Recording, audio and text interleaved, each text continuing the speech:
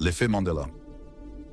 Le syndrome de Mandela ou effet Mandela est lorsque de nombreux individus partagent des souvenirs incorrects. Par exemple, certains se rappellent de Nelson Mandela, mort en prison dans les années 1980, bien qu'il soit décédé en 2013.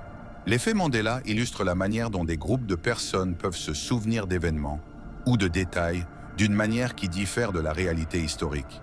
Ce phénomène est souvent attribué à des erreurs de mémoire collective ou à l'influence d'informations erronées, parfois renforcées par les médias ou les réseaux sociaux. Un autre exemple courant est celui des fans qui se souviennent du personnage de Dark Vador disant « Luke, je suis ton père » dans Star Wars, alors que la réplique exacte est « Non, je suis ton père ». Obi-Wan ne t'a jamais dit ce qui est arrivé à ton père. Oh, il m'en a dit assez. Il a dit que vous l'avez tué. Non, je suis ton père. L'effet Mandela met en lumière les failles de la mémoire humaine et la façon dont des fausses informations peuvent devenir de faux souvenirs, partagés par beaucoup. Vous souvenez-vous d'un détail qui semble ne plus coller avec la réalité? Vous n'êtes pas seul. Découvrons ensemble comment les univers parallèles pourraient expliquer ces mystères. Les univers parallèles sont des réalités alternatives qui coexisteraient avec la nôtre, selon certaines théories scientifiques. L'idée des multivers suggère que chaque décision ou événement pourrait créer une nouvelle branche de réalité, où chaque possibilité est réalisée.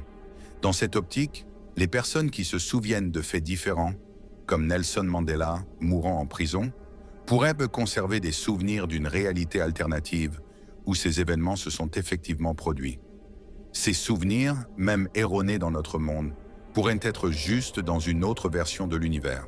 Certaines hypothèses suggèrent que l'effet Mandela pourrait résulter d'une confusion liée à la perception du temps. Les souvenirs anciens peuvent se mélanger avec des événements plus récents ou des périodes différentes peuvent se confondre.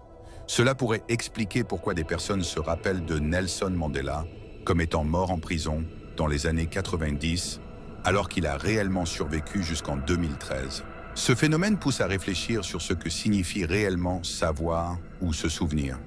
Si des milliers de personnes partagent un même souvenir erroné, cela ne devient-il pas une nouvelle forme de vérité, du moins à leurs yeux?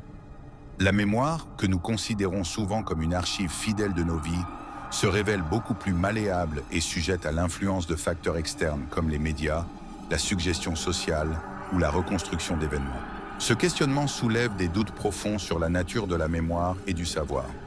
Si des milliers de personnes partagent une même fausse croyance, à quel point cette perception devient-elle réelle pour eux?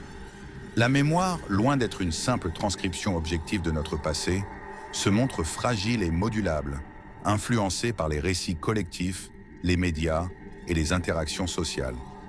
Ce qui était autrefois un souvenir personnel peut se transformer en une réalité partagée, façonnée par le contexte et les influences extérieures.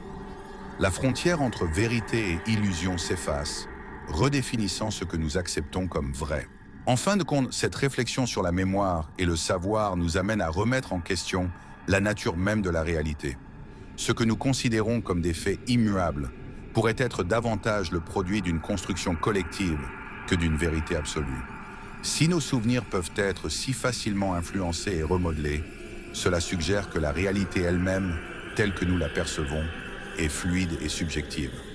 Ainsi, la manière dont nous nous souvenons et interprétons le passé pourrait bien façonner notre compréhension du présent et même notre conception de la vérité.